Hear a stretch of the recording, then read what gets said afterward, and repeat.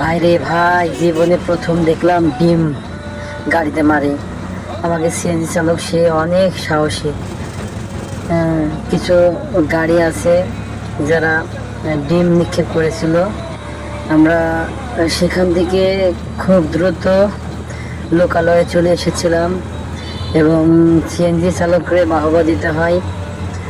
তার যে সাহস এবং সে যেভাবে আমাদের চারজনকে সেফটির সাথে আমাদেরকে হেমায়তপুরে পৌঁছে দিয়েছে, এই জন্য মহান রব্বুল আলমীর কাছে কৃতজ্ঞতা প্রকাশ করছি।